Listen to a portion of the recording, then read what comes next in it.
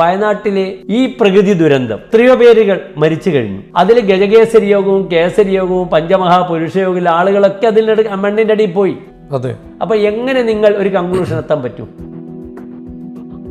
ഈ മുല്ലപ്പെരിയാർ ഡാം ഇപ്പോൾ പൊട്ടാൻ പോണെന്ന് പറയുന്നു. നമുക്ക് പ്രവചിക്കാൻ പറ്റില്ല. ഏത് ജ്യോത്സ്യൻ പ്രവചിക്കും? കാലാവസ്ഥക്കാർക്ക് പ്രവചിക്കാൻ പോലും പറ്റുന്നില്ല, പിന്നെയാണ് ജ്യോതിഷകൾ പ്രവചിക്കുന്നത്. ഒന്ന് നമ്മുടെ പ്രധാനമന്ത്രി, ആ സമയം മോദി എന്ന രാഷ്ട്രീയക്കാരൻ ഇന്ത്യയിലുണ്ടാകും. അദ്ദേഹത്തിൻ്റെ പേര് അപ്രസക്തമാകും. അതിന് മുമ്പേ തന്നെ അദ്ദേഹത്തിന് ശാരീരികമായ കുറേ ഇഷ്യൂസ് വരും. 2028 നവംബർ 5 മുതൽ ഒരു മോദി ഇന്ത്യൻ രാഷ്ട്രീയത്തിൽ അപ്രസക്തമാകുന്ന വർഷമായിരിക്കും. നിങ്ങൾ ശ്രദ്ധിച്ചാൽ മതി, BJPയുടെ എല്ലാ മിനിസ്റ്റേഴ്സും ഹൈപ്പർ എനർജി കാരണം തകർന്നു മരിച്ചവരാണ്.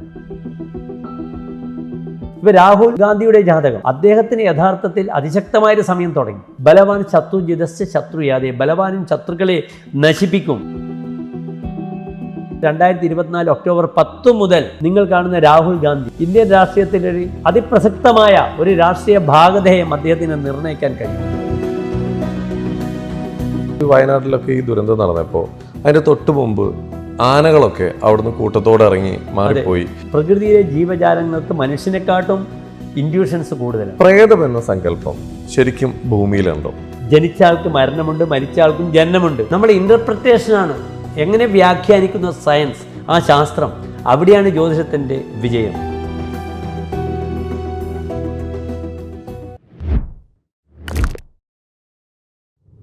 നമസ്കാരം, welcome to Jango Space. It's me Sreenath K Janardhanan. അപ്പോൾ നമ്മൾ ജാങ്കോ സ്പേസിലൂടെ, നമ്മുടെ ഷോയിലൂടെ ഒരുപാട് ആളുകളെ നമ്മൾ വ്യത്യസ്തരായ പലരെയും നമ്മൾ പരിചയപ്പെടുത്തുന്നുണ്ട്. അപ്പോൾ ഇന്ന് നമ്മുടെ ഒപ്പം ഇരിക്കുന്നത് ഒരു പ്രസിദ്ധനായ ഒരു ആസ്ട്രോളജറാണ്, doctor Mararji. Mararji, welcome to our show. നമസ്തേ. നമസ്തേ. എന്താണ് വിശേഷമൊക്കെ? എല്ലാം ഭംഗിയായിട്ട് പോകുന്നു. ഭംഗിയായിട്ട് പോകുന്നു. അപ്പോൾ നമുക്ക് നമ്മുടെ ഷോ എങ്ങോട്ട് ആരംഭിക്കല്ലേ? അതെ, ഷോ ആരംഭിക്കാം. പക്ഷേ ഒരു ജ്യോതിഷി എന്ന നിലയിൽ നമുക്കൊരു പ്രാർത്ഥനയിലൂടെ നമുക്ക് പ്രോഗ്രാം ആരംഭിക്കാം. ശ്ലോകമാണോ? ശ്ലോകമാണ്. ഓക്കെ, ആയിക്കോട്ടെ. പരിസമാപ്തിക്കായിട്ട് നമുക്ക് വിനായകരെ ഭജിക്കാം. ഓക്കെ, ആയിക്കോട്ടെ. ഓം ശുക്ലാംബരധരം വിഷ്ണും ശശിവർണം ചതുർഭുജം പ്രസന്നവദനം ധ്യായേത് സർവവിഘ്നോപശാന്തയേ. ഓക്കെ, ഒന്ന് ഗുരുവിനെ കൂടി ഭജിക്കാൻ. ഓക്കെ, ശരി. ഓം ഗുരുബ്രഹ്മ ഗുരുർവിഷ്ണുർ ഗുരുർദേവോ മഹേശ്വരഃ ഗുരു സാക്ഷാത് പരബ്രഹ്മ തസ്മൈ ശ്രീ ഗുരവേ നമഃ. അസ്മദ് ഗുരുചരണാരവിന്ദാഭ്യാം ഓം നമൈതി. ഒരു ജ്യോതിഷികൾക്ക് അവിടെ വെക്കുമ്പോൾ ഗുരുവിനെ സ്മരിക്കണം. ശരി. എൻ്റെ എല്ലാ ഗുരുക്കന്മാരെയും ഭജിക്കണം. അതെ. ഞാൻ ഓരോ പ്രാർത്ഥന എൻ്റെ പിതാവിനെ ഭജിക്കുന്നു. കഴിഞ്ഞ വർഷം എൻ്റെ മാതാവ് ദിവംഗതിയായി. അപ്പോൾ അച്ഛനും അമ്മയും ഒരു ശിവപാർവതി സങ്കല്പത്തിൽ ആ കാളിദാസൻ്റെ പ്രസിദ്ധമായ രഘുവംശത്തിലെ ആ ശ്ലോകത്തിലാണ് ഞാനിപ്പോൾ ജപിക്കുക. ഓം വാഗർത്ഥാവിവ സംപൃക്തോ വാഗർത്ഥ പ്രതിപത്തേ ജഗത പിതരോ വന്ദേ പാർവതി പരമേശ്വരവും. വാക്കും അർത്ഥവും പോലെ കൂടിച്ചേർത്തിരിക്കുന്ന ആ ജഗത്തിൻ്റെ ദേവതകളായ ശിവപാർവതിയെ സ്മരിക്കുന്നു. എൻ്റെ അച്ഛനും അമ്മയും രണ്ടുപേരും ഹൈസ്കൂൾ അധ്യാപകരായിരുന്നു. അപ്പോൾ എൻ്റെ കുട്ടിക്കാലം മുതൽ ഞാൻ 5 മുതൽ 10 വരെ അച്ഛനമ്മേൻ്റെ സ്കൂളാണ് പഠിക്കുന്നത്. ശരി. അതൊരു ഭയങ്കര ഓർമ്മയാണ്. മുമ്പിൽ അച്ഛൻ നടക്കുന്നതിന് പിറകെ അമ്മ. ഒരു 7 മിനിറ്റ് കൊണ്ട് നടന്ന് വീട്ടിൽ നിന്ന് സ്കൂളിലേക്ക് എത്തും. ഒരു ഭയങ്കര ഒരു പ്ലാറ്റോണിക്കായൊരു റിലേഷനായിരുന്നു അച്ഛനും. ശരി. അത് ഒരു മാതൃകയാണ് അച്ഛനമ്മേൻ്റെ ഒരു റിലേഷൻ. ഞങ്ങൾ മറ്റൊരു കാഞ്ഞങ്ങാട്, കാസർഗോഡ് ജില്ലയിൽ കാഞ്ഞങ്ങാട് എന്ന ദേശത്തിൽ നിന്നും വടകര വന്നവരാണ്. അങ്ങനെ ഹൈസ്കൂൾ അധ്യാപകരായിട്ട് മൈഗ്രേറ്റ് ചെയ്യുകയാണ്. ഞാനൊക്കെ ജനിച്ചത് കാഞ്ഞങ്ങാടാണ്, പക്ഷെ വടകരയാണ് ഒരു ആത്മബന്ധം. ഞാനിവിടെ വർക്ക് ചെയ്തതും നാഷണൽ ഹയർ സെക്കൻഡറി വട്ടോളി. അവിടെ നിന്നാണ് എൻ്റെ അച്ഛനും അമ്മയും വർക്ക് ചെയ്യുന്നത് വട്ടോളി, കോഴിക്കോടിൽ വട്ടോളി സംസ്കൃത ഹൈസ്കൂൾ. ശരി. ഞാൻ നാഷണൽ ഹയർ സെക്കൻഡറിയിൽ. ഓക്കെ. മാരാർജിക്ക് ഈ സംസ്കൃതമായിട്ട് ഇപ്പോൾ ഈ ജ്യോതിഷം ശാസ്ത്രം പഠിക്കുന്നതിന് വേണ്ടിയിട്ട് സംസ്കൃതം പഠിച്ചതാണോ? എങ്ങനെയാണ് ഈ സംസ്കൃതമായിട്ട് ഇത്ര ബന്ധം വന്നത്? ഇപ്പോൾ നമ്മുടെ ഒരു അന്തരീക്ഷത്തിൽ ഇന്ന് ജ്യോതിഷികളൊക്കെ ജ്യോതിഷം പഠിക്കാൻ വേണ്ടി സംസ്കൃതം പഠിക്കുന്ന, നമ്മൾ പക്ഷേ നേരെ തിരിച്ചാണ്. എൻ്റെ അച്ഛൻ വലിയൊരു സാൻസ്ക്രിറ്റ് സ്കോളറായിരുന്നു. അച്ഛനാണ് കുട്ടിക്കൃഷ്ണമാരാരുടെ ഭാരത പര്യടനം സംസ്കൃതത്തിൽ കമൻട്രി തർജ്ജമ ചെയ്തത്. ശരി. അപ്പോൾ അച്ഛൻ്റെ സ്കൂളിൽ തന്നെയാണ് പഠിക്കുന്നത്. 8, 9, 10 അച്ഛൻ്റെ അമ്മയുടെയും വളരെ ഒരു കർശനമായ ഒരു അച്ചടക്കത്തിന് കീഴിൽ പഠിച്ച ആളാണ്. 5 മുതൽ സംസ്കൃതം പഠിച്ചു, 10 വരെ. ശരി. അപ്പോൾ തന്നെ സംസ്കൃതം സംസാരിക്കുവാനുള്ളൊരു വലിയൊരു പ്രാപ്തി വന്നു. പിന്നെ പ്രീ ഡിഗ്രി സയൻസ് ആയിരുന്നു. അച്ഛൻ്റെ ആഗ്രഹം ഒരു ആയുർവേദ ഡോക്ടറാക്കാനായിരുന്നു. അതൊന്നും നടന്നില്ല. അപ്പോൾ അന്നേരം ആ സമയത്തും സംസ്കൃതമായിരുന്നു സെക്കൻഡ് ലാംഗ്വേജ്. പിന്നെ BA സംസ്കൃതം, MA സംസ്കൃതം, അത് രണ്ടും ഫസ്റ്റ് റാങ്കോടുകൂടിയാണ് കഴിഞ്ഞത്. B.Ed സംസ്കൃതം. അങ്ങനെ വട്ടോളി ഹയർ സെക്കൻഡറി ജോലി ചെയ്തു. 10 വർഷം ജോലി ചെയ്യുമ്പോഴത്തേക്ക് ജ്യോതിഷം തലക്ക് പിടിച്ചു. അങ്ങനെ ഞാൻ എൻ്റെ +2 പ്രിൻസിപ്പൽ പോസ്റ്റ് ഒഴിവാക്കിക്കൊണ്ടാണ് ഞാൻ വിദേശത്തേക്ക് പോകുന്നത്. ശരി. അങ്ങനെ 20 വർഷത്തോളം വിദേശത്തായിരുന്നു. ഞാനൊരു 18 രാജ്യങ്ങൾ സന്ദർശിച്ചിട്ടുണ്ട്. ഫാമിലിയായിട്ട് 15 വർഷം ദുബായിലായിരുന്നു. ശരി. ഇപ്പോൾ 2020 മാർച്ചിൽ പിരിഞ്ഞു.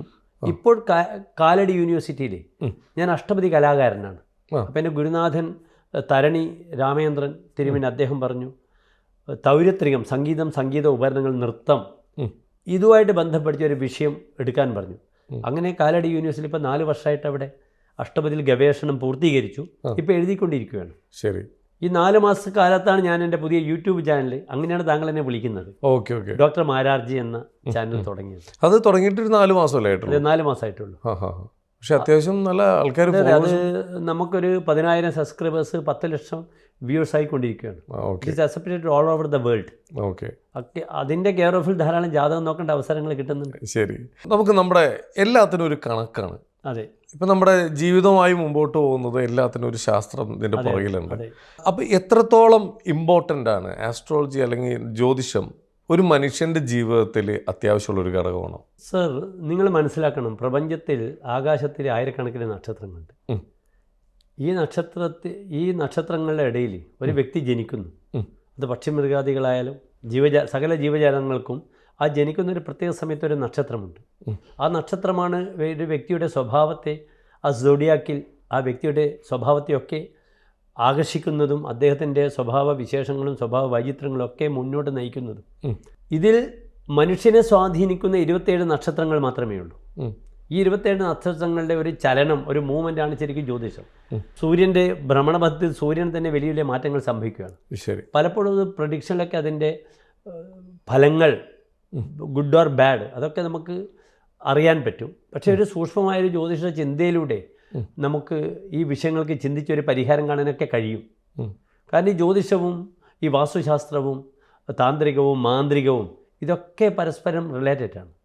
ഒരു വ്യക്തിയുടെ ജാതകത്തിൽ അദ്ദേഹത്തിന് സാമ്പത്തികമായി അങ്ങേയറ്റം ബുദ്ധിമുട്ടാണെങ്കിൽ അദ്ദേഹത്തിന് ശങ്കരാചാര്യരുടെ ഒരു കനകധാരാ സ്തോത്രം ഭക്തിയോടുകൂടി ജപിക്കുകയാണെങ്കിൽ വലിയൊരു പരിഹാരം സാമ്പത്തിക വിഷയത്തിൽ, സാമ്പത്തിക പ്രയാസത്തിൽ നിന്ന് കരകയറാൻ ആ വ്യക്തിയെ സഹായിക്കും. ശങ്കരാചാര്യരുടെ നിർധനയായ ബ്രാഹ്മണ സ്ത്രീയുടെ വീട്ടിൽ പോവുകയാണ്, ഭിക്ഷയ്ക്ക് പോവുകയാണ്.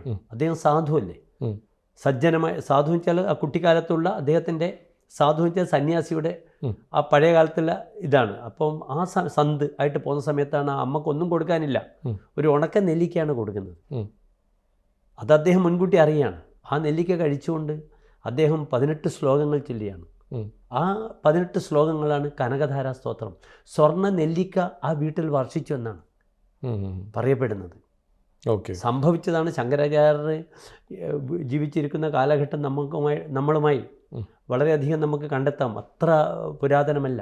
അംഗം ഹരേ പുളകഭൂഷണം ആശ്രയന്തി ഭൃംഗാംഗനേവ മുകുളാഭരണം തമാലം അംഗീകൃതാഖില വിഭൂതിര അമംഗലീല മംഗല്യദാസ്തു മമ മംഗളദേവതയാഹ. ദേവിനെ മനസ്സിരുന്ന് വിളിക്കുകയാണ്. ആ സമയത്താണ് സ്വർണ്ണ നെല്ലിക്ക ഷവറിംഗ് എന്നാണ് പറഞ്ഞത്. അതൊരു വലിയ അനുഭവമാണ് നമുക്ക്. അതെ. അപ്പം നമുക്ക് ശരിക്കും പറഞ്ഞാൽ ഇപ്പോൾ ഞാൻ ഇപ്പോൾ പലതരത്തിലുള്ള ആളുകൾ മാരാർജീനെ കാണാൻ വരുന്നുണ്ടാവും. ഇപ്പോൾ ആളുകൾ സമീപിക്കുന്നത് പല പ്രശ്നങ്ങളുകൊണ്ടായിരിക്കാം. ജീവിതപരമായിട്ട്, കുടുംബപരമായിട്ടുള്ള പ്രശ്നമാവാം, ദാമ്പത്യമാവാം, ബിസിനസ്സിൽ എന്തെങ്കിലും വീഴ്ചകൾ പറ്റിയതാവാം.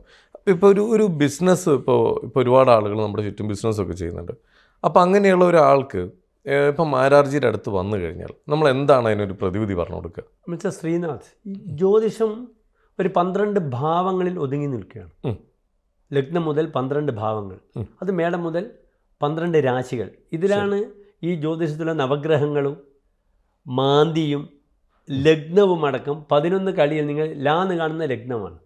മാ എന്ന് വെച്ചാൽ മാന്തിയാണ്, രാ രവിയാണ്, ച ചന്ദ്രനാണ്, കു അങ്കാരകൻ ചൊവ്വ. ഈ രീതിയിൽ ആ ഗ്രഹങ്ങൾ അദ്ദേഹം ജനിക്കുന്ന സമയത്ത് എവിടെ നിൽക്കുന്നു. ഈ 12 ഭാവങ്ങളിൽ നമ്മൾ സെക്കൻഡ് ഹൗസാണ് ധനഭാവം. 11ാം ഭാവമാണ് ലാഭഭാവം.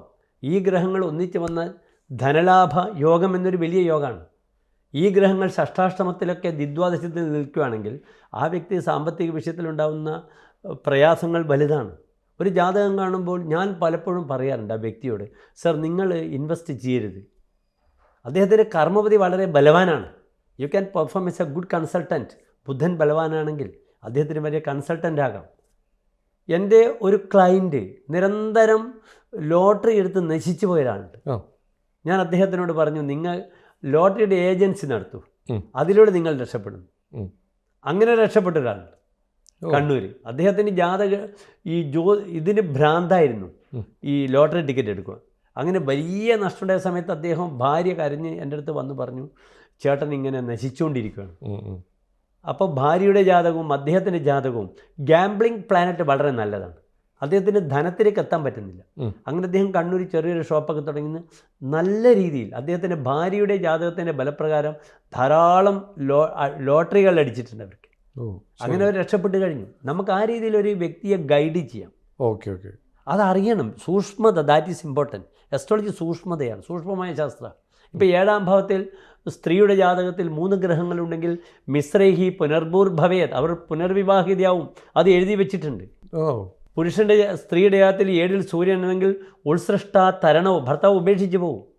കുജേതു വിധവ വിഗതഹ ധവഹ യസ്യഹസ, ഭർത്താവ് നശിക്കുന്നു അല്ലെങ്കിൽ ഭർത്താവ് ഉപേക്ഷിച്ച് പോകുന്നു. രണ്ടും വിധവ എന്ന ഫലം കറക്റ്റാണ്.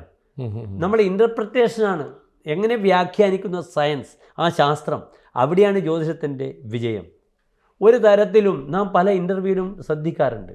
പല ജ്യോതിഷികളും പറയും, ഞാൻ മരണം പറഞ്ഞിട്ടുണ്ട്. പ്രവചനാതീതമാണ് മരണം. ശരി, നമുക്ക് പറയാം. ഇപ്പം രാജീവ് ഗാന്ധിയുടെ മരണം ടിന് ശേഷം പറഞ്ഞിട്ടുണ്ട്.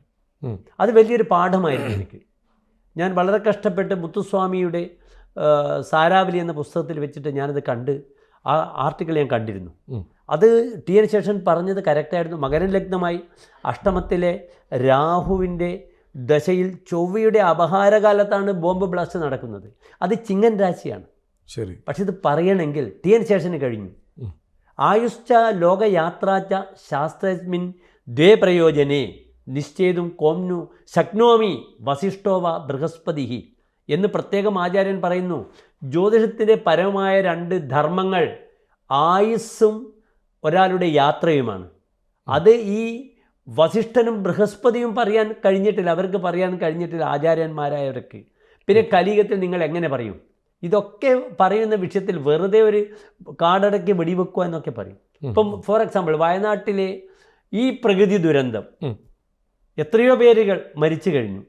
അതിൽ ഗജകേസരി യോഗവും കേസരി യോഗവും പഞ്ചമഹാപുരുഷയോഗവും ആളുകളൊക്കെ അതിൻ്റെ മണ്ണിൻ്റെ അടിയിൽ പോയി. അപ്പോൾ എങ്ങനെ നിങ്ങൾ ഒരു കൺക്ലൂഷൻ എത്താൻ പറ്റും? അതാ ചോദിക്കുന്നത്. ഇപ്പം നമ്മൾ പറയില്ലേ, ഇപ്പം ഇയാളുടെ ജാതകത്തിൽ ഇങ്ങനെയാണ്, ഇങ്ങനെ പല പല ആൾക്കാരല്ലേ ആ പോയത്, ഒരുമിച്ചല്ലേ പോയത്. വലിയ പ്രശ്നം, പ്ലെയിൻ ക്ലാഷ് ഉണ്ടാകുന്നു. അതെ, ഒരേ സമയത്ത് 300 ആൾ കൊല്ലപ്പെടുന്നു.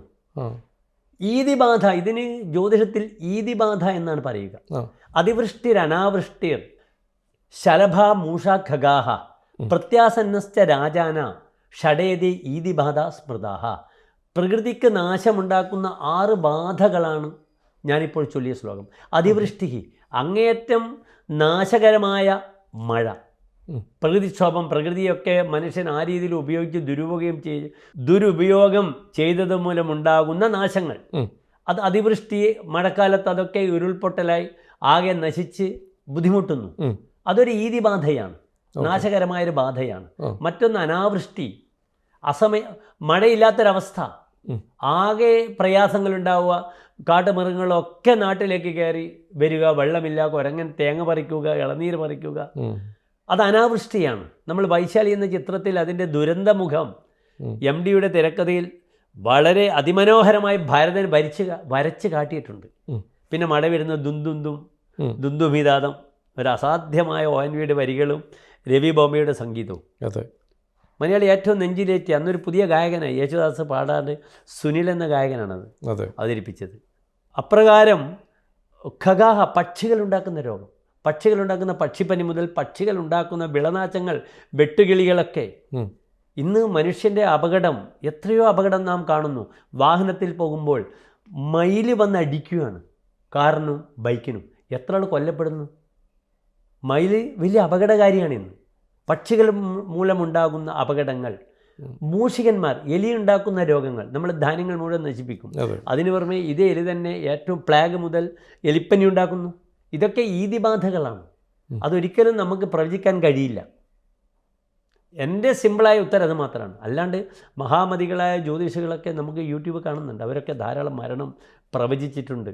അത് അവരുടെ സിക്സ് സെൻസ്, അവരുടെ കഴിവാകാം. ശരി. എനിക്ക് വളരെയധികം അറിയുന്ന ഒരു വലിയ സിക്സ് സെൻസ് സ്ട്രോങ് ആയ ഒരാളാണ് അനന്തപത്മനാഭൻ, അനന്തഭദ്രത്തിൻ്റെ തിരക്കഥാകൃത്ത് സുനിൽ പരമേശ്വരൻ. അദ്ദേഹം നിങ്ങളുടെ പ്രത്യങ്കരാതിയുടെ ഉപാസകനാണ്. അദ്ദേഹം ഉള്ളം കൈ നോക്കി വളരെ പെട്ടെന്ന് തന്നെ നിങ്ങളുടെ 4 ജനറേഷനുള്ള മുമ്പുള്ള അച്ഛൻ, അമ്മ, കംപ്ലീറ്റ് ഇവരുടെ പേര് പറയും. ഒരു വിസ്മയമാണത്. ഞാനും അദ്ദേഹമായിട്ട് ബോംബെ ധാരാളം സന്ദർശിച്ചിട്ടുണ്ട്. അദ്ദേഹം ഒരു സെക്കൻഡ് കൊണ്ട് നിങ്ങളെ കൈ കണ്ട് ഒരു പ്രത്യേക പ്രകാശം വരും. നിങ്ങൾ അച്ഛനൊക്കെ അദ്ദേഹം പറയും. നിങ്ങളുടെ ദോഷങ്ങളും രോഗങ്ങളൊക്കെ പറയുന്ന ഒരു അസാധ്യമായ കഴിവാണ്. ഈ രീതിയിലുള്ള കഴിവുകൾ വ്യക്തികൾക്ക് ഈ മരണം പറയാൻ കഴിയുമായിരിക്കും. അതായിരിക്കാം അതിൻ്റെ ഉത്തരം. അതാണ്. അല്ലെങ്കിൽ 300 പേര്, 1000 പേർ ഒന്നിച്ച് ഉദാഹരണമായി ഹിരോഷിമ, നാഗസാക്കി, അവിടെ ലക്ഷക്കണക്കിന് ആളുകൾ കൊല്ലപ്പെട്ടു. ഇവർക്കൊക്കെ കേസരി യോഗമില്ലേ, ദീർഘാരി യോഗമില്ലേ? അപ്പോൾ ജ്യോതിഷം ഒരു ശാസ്ത്രമാണ്. ആ ശാസ്ത്രത്തിന് നമ്മൾ പരമാവധി നീതി പുലർത്തുക. ഞാൻ മനസ്സിലാക്കിയത് അങ്ങനെയാണ്. ശരി. കാരണം ഞാൻ പ്രഗത്ഭമതികളായ ഗുരുനാഥന്മാരോട് കൂടിയാണ് ജ്യോതിഷം പഠിച്ചത്. പ്രാക്ടീസ് ചെയ്ത് പരപ്പനങ്ങാടി ഉണ്ണികൃഷ്ണ പണിക്കർ, പൂക്കാട് സോമപ്പണിക്കർ, ഉള്ളിയേരി രാരച്ചൻകുട്ടി പണിക്കർ, കോഴിക്കോട് ഗോവിന്ദൻ നമ്പീശൻ സാറ്, ഇവരൊക്കെ, പ്രസാദ് നമ്പീശൻ കോട്ടൂർ, ഇവരൊക്കെ കൂടി വലിയൊരു അനുഭവത്തിൻ്റെ സമ്പത്തുമായാണ് ഞാൻ ജ്യോതിഷത്തിലേക്ക് ഇറങ്ങിയത്. ഞാൻ പരമാവധി വാചം പരമാവധി ഗീർണശ്രേഹ, എൻ്റെ വാക്ക് ശ്രേയസ്സാവട്ടെ എന്നൊരു പ്രാർത്ഥനയോടുകൂടിയാണ് ജ്യോതിഷൻ തന്നെ കവടിക്കരി ആരംഭിക്കുന്നത്. അവിടെ ജാതകത്തെക്കാളും കവടിക്കരിക്ക് പ്രാധാന്യം വരും. കവടി ഒരു ബലമാണ് ജ്യോതിഷത്തിൻ്റെ, ജ്യോത്സ്യൻ്റെ. ഈ പലതരത്തിലുണ്ടല്ലോ, മഷി നോക്കുന്നത്, കവടി അരത്തുന്നത്, ഇതെല്ലാം വേറെ വേറെ ശാസ്ത്രങ്ങളാണോ? എല്ലാം ജ്യോതിഷവുമായിട്ട് ബന്ധപ്പെട്ട ഒരു അടിസ്ഥാന ശാസ്ത്രം തന്നെയാണ്. നാഡി ജ്യോതിഷം വളരെ സൂക്ഷ്മമായിട്ട് രോഗങ്ങളും പ്രയാസങ്ങളും ഒക്കെ പറയുന്നു. പക്ഷേ അവിടെയും ഞാൻ വളരെ സൂക്ഷ്മമായിട്ട് നാഡി ജ്യോതിഷത്തിനെ അവലംബിച്ചിട്ട് ഒരു വൈദ്യീശ്വരൻ കോവിൽ പോയിരുന്നു. എനിക്കറിയേണ്ടത് എൻ്റെ പൂർവ്വജന്മം എന്താണ്, ഞാൻ ചെയ്ത പാപം, പൂർവ്വജന്മത്തിൽ ഞാൻ ചെയ്ത ദോഷം, അത് ഈ ജന്മത്തിൽ എന്നെ എങ്ങനെ ബാധിക്കുന്നു, അതിനൊരു പരിഹാരത്തിന് പോയ സമയത്ത് ഞാൻ പിന്നെ മനസ്സിലാക്കി അവിടെ പലരും പറഞ്ഞത് ഒരേ രീതിയിലാണ്. ധർമ്മപുരി ശ്രീലങ്കയിൽ ജനിച്ചു, നിങ്ങൾ വലിയ സമ്പന്നനായിരുന്നു, നിങ്ങളാർക്കും ദാനധർമ്മങ്ങൾ ചെയ്തില്ല, അതുകൊണ്ട് ഈ ലോകത്തിൽ നിങ്ങളിത് അനുഭവിക്കുന്നു എന്നാണ് പറഞ്ഞത്. എന്നെ ഇൻട്രൊഡ്യൂസ് ചെയ്ത് അവിടെ പറഞ്ഞേക്കാൻ പോയ വ്യക്തിയോടും പറഞ്ഞത്, മറ്റൊരു വ്യക്തിയോടും പറഞ്ഞത് തന്നെയാണ്. ഈ ജ്യോതിഷത്തിൽ 5ാം ഭാവമാണ് പുരാതനം പുണ്യം. അതാണ് ജ്യോതിഷം. കർമാർജിതം പൂർവഭവേ സദാതി തസ്യപങ്ക്തിം സമഭിവ്യനക്തേ. കഴിഞ്ഞ ജന്മത്തിൽ ചെയ്ത ശുഭാശുഭ ഫലങ്ങൾ നിങ്ങൾ ഇവിടെ അനുഭവിക്കുന്നു. അതറിയുവാനുള്ള ആഗ്രഹം, അഭിലാഷം ഇപ്പോഴും എന്നിലുണ്ട്. ഞാൻ ഇപ്പോഴും അത് ആഗ്രഹിക്കുന്നു. കഴിഞ്ഞ ജന്മത്തിൽ ഞാൻ ആരായിരുന്നു? പലപ്പോഴും ധാരാളം പ്രതിസന്ധികൾ വരുമ്പോൾ ഞാൻ തേടിച്ചെല്ലുന്ന ഒരു ചോദ്യം അതാണ്. എനിക്കതിന് ഉത്തരം കിട്ടിയിട്ടില്ല. ശരി, ഓക്കെ. അപ്പോൾ ഇതേപോലെ കുറേ ഈ ശാസ്ത്രത്തിൽ ഇതുപോലെ കുറേ പരിപാടികൾ ഇങ്ങനെ ഉണ്ട് ബാക്കിലായിട്ട്. പലർക്കും ഇത് ഉള്ളിലേക്ക് ഇറങ്ങിച്ചെന്നാലേ ചിലപ്പോൾ മനസ്സിലാവുള്ളൂ. ഇപ്പം നമുക്കെന്ന് പറഞ്ഞാൽ ഒറ്റ ഇതിൽ ഇപ്പോൾ ഈ നേരത്തെ പറഞ്ഞ പോലെ ഈ കേസരി യോഗവും ജാതക യോഗവും എല്ലാം നോക്കിയിട്ട് എല്ലാം നല്ലതാണെന്ന് വിചാരിച്ചിരിക്കുമ്പോഴായിരിക്കും പെട്ടെന്നൊരു പ്രകൃതി ദുരന്തം വന്നത്. അതെ. അപ്പോൾ ഇത് നമ്മൾ ചിന്തിക്കുന്നതിൻ്റെ അപ്പുറമാണത്. അപ്പോൾ ജ്യോതിഷം ഒരു സൈഡിലെ ഒരു ശാസ്ത്രമാണ്, അതിനൊരു സത്യം ഉണ്ടെന്നാണ് മാരാർജി പറയുന്നത്. ഇപ്പോൾ ഈ മുല്ലപ്പെരിയാർ ഡാം ഇപ്പോൾ പൊട്ടാൻ പോകണമെന്ന് പറയുന്നു. ഇപ്പോൾ ഭയങ്കരമായിട്ട് വാർത്തകൾ വരുന്നു. അപ്പോൾ അതും ഈ നേരത്തെ പറഞ്ഞ ഒരു ഈതിബാധയാണ്. നമുക്ക് പ്രവചിക്കാൻ പറ്റില്ല മിസ്റ്റർ ശ്രീനാഥ്. ഏത് ജ്യോത്സ്യൻ പ്രവചിക്കും? കാലാവസ്ഥക്കാർക്ക് പ്രവചിക്കാൻ പോലും പറ്റുന്നില്ല, പിന്നെയാണ് ജ്യോതിഷകൾ പ്രവചിക്കുന്നത്. It is impossible. നമുക്ക് ഒരു വ്യക്തിയുടെ ജാതകം കിട്ടിയാൽ അതിനോട് നീതി പുലർത്തുക. ഇപ്പോൾ എനിക്ക് ഏറ്റവും തിരക്കുള്ള സീസണാണ് ഈ SSLC, ഈ +2 പരീക്ഷ കഴിഞ്ഞ ഉടൻ ഒരുവിധം ലോകത്തിൻ്റെ എല്ലാ ഭാഗത്തു നിന്നും ഞാൻ സൂചിപ്പിച്ചു, ഞാൻ 18 രാജ്യങ്ങൾ സന്ദർശിച്ച ഒരാളാണ്. ശരി. ഈ രക്ഷിതാക്കൾ ഞാൻ 6ാം ക്ലാസ് കുട്ടി ചെറിയ പ്രായത്തിൽ തന്നെ 10 വയസ്സാകുമ്പോൾ തന്നെ ജാതകം നോക്കുന്ന സമയത്ത് ഞാൻ പറയും ഈ കുട്ടിയുടെ ലൈൻ ഇന്നതാണ്. ഞാൻ AI ആർട്ടിഫിഷ്യൽ ഇൻ്റലിജൻസുമായിട്ട് ബന്ധപ്പെട്ട ധാരാളം പേരെ ആ മേഖലയിലേക്ക് പറഞ്ഞിട്ടുണ്ട്. എൻ്റെ എത്രയോ ക്ലയൻസ് ദില്ലി ബോംബെയിൽ IAS IPS കാരുണ്ട്. ഇന്ത്യൻ ഫോറസ്ട്രിയിൽ ജോലി ചെയ്യുന്നൊരു സ്ത്രീയുണ്ട്.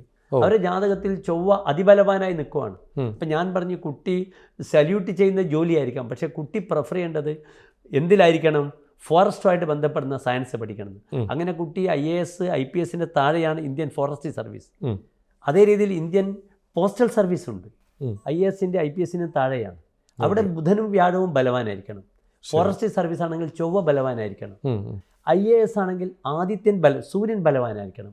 IPS ആണെങ്കിൽ ചൊവ്വ ബലവാനായിരിക്കണം. അതേ രീതിയിൽ ഈ ഗ്രഹങ്ങൾ കർക്കിടക രാശിയിൽ ബലവാനായിട്ട് നിൽക്കുകയാണെങ്കിൽ Indian foreign service, ambassador of the country, ആ രീതിയിൽ അവർക്ക് പോകാം. ചൊവ്വയാണ് സത്വബലം, സാഹസികത. ആ ചൊവ്വയെ കൊണ്ടാണ് അത് മിഥുന തുല കുംഭം രാശികൾ നിൽക്കുകയാണെങ്കിൽ എയർഫോഴ്സ് പറയും നമ്മൾ പൈലറ്റാകാം. ബുധനും കൂടി യോഗം ഉണ്ടെങ്കിൽ നല്ലൊരു പൈലറ്റാകും. മന്ദ ഇന്ദുജോ പക്ഷിണോ, ശനിയും ബുധനും പക്ഷികളാണ്, ഇന്നത്തെ ഫ്ലൈറ്റാണ്. ജ്യോതിഷം ഒരു മഹാസാഗരമാണ് മിസ്റ്റർ ശ്രീനാഥ്. അതുകൊണ്ടാണ് ലോകത്തിലുള്ള എല്ലാ വിഷയങ്ങളും 365 ശ്ലോകങ്ങളിൽ വരാഹമിഹിര ആചാര്യൻ ഒതുക്കിയത്. അദ്ദേഹം പറഞ്ഞു നമുക്കൊരു ഉപദേശം, സ്വൽപ്പം വൃത്തവിചിത്രം അർത്ഥബഹുളം ച ശാസ്ത്രപ്ലവം പ്രാരഭേ. ഹോര എന്ന മഹാസമുദ്രം കടക്കാൻ ബുദ്ധിമുട്ടുള്ള നിങ്ങൾക്കിതാ ഞാൻ സ്വൽപ്പം പല വൃത്തത്തിലുള്ള പല അർത്ഥത്തിലുള്ള ശാസ്ത്രമാകുന്ന തോണി നൽകുന്നു. വെറും 365 ശ്ലോകം പഠിച്ചാൽ ഒരു വ്യക്തി എങ്ങനെ മരിക്കും? അദ്ദേഹത്തിൻ്റെ ഭാഗ്യയോഗങ്ങൾ വളരെ വളരെ അടിസ്ഥാനകരമായി ആ വരാഹമിഹിര ആചാര്യൻ നമുക്ക് വിവരിക്കുന്നുണ്ട്. ജ്യോതിഷത്തിൽ 100-ലധികം ആധികാരിക ഗ്രന്ഥങ്ങളുണ്ട്. അധ്യതവ്യം ബ്രാഹ്മണരേവ തസ്മാത് ജ്യോതിശാസ്ത്രം പുണ്യമിതദ് രഹസ്യം എന്ന് പറഞ്ഞിട്ടുണ്ട്. ജ്യോതിഷം ബ്രാഹ്മണന്മാരിൽ നിന്ന് നിങ്ങൾ അഭ്യസിക്കണം, അത് രഹസ്യവും പുണ്യവുമാണ്. അവിടെ തന്നെ അദ്ദേഹം പറഞ്ഞു, മ്ലേച്ഛാഹി യവനാസ്തേഷു സമ്യക് ശാസ്ത്രമിതം സ്മൃതം. മ്ലേച്ഛന്മാരായ യവനന്മാർ, സ്ഫുജിധ്വജ യവനേശ്വരൻ മുതലായവർ ഭംഗിയായി ഈ ശാസ്ത്രത്തെ പറഞ്ഞിട്ടുണ്ട്. യവനഹോര, യവനന്മാരുടെ അക്കാലത്തെ അധകൃതരാണ്. ഗ്രീസിലെ പഴയ യവന രാജാക്കന്മാരൊക്കെ ഇല്ലേ, അവരുടെ ആസ്ഥാന ജ്യോത്സ്യന്മാരായിരുന്നു യവനന്മാർ, യവനേശ്വരന്മാർ. സ്ഫുജിധ്വജ യവനേശ്വരൻ യവന ജാതകത്തിൻ്റെ കർത്താവാണ്. നമ്മുടെ പ്രശ്നമാർഗം എന്ന ജ്യോതിഷ ഗ്രന്ഥം എഴുതിയത് കണ്ണൂർ ജില്ലയിലെ എടക്കാടുള്ള ജ്യോത്സ്യരാണ്. ഇങ്ങനെ ഈ രീതിയിൽ മലയാളത്തിന്റെ കോൺട്രിബ്യൂഷൻ ഉണ്ട്. അതെ അതെ, മഹത്തായ ശാസ്ത്രമാണ്. ആ ജ്യോതിഷത്തിന് നമ്മൾ പരമാവധി ഇത് കലിയുഗമാണ്. അതിനെ നീതി പുലർത്താൻ ശ്രമിച്ചാൽ ഇതൊരു നല്ല ശാസ്ത്രമാണ്. പ്രത്യേകിച്ച് മനുഷ്യൻ്റെ രോഗ വിഷയങ്ങൾ നമുക്കറിയാം. അയാളുടെ യാത്ര, അയാളുടെ ജോലി, ചെറിയ കുട്ടികൾക്ക് അവരുടെ ഭാവി, അവർ മെൻ്റലി എന്തുകൊണ്ട് ഡിസോർഡർ ആകുന്നു, ഈ ജ്യോതിഷമായിട്ട് ബന്ധപ്പെടുമ്പോൾ നിങ്ങൾ ഷഡാധാരങ്ങൾ, ചക്രങ്ങൾ വളരെ ശ്രദ്ധിക്കണം.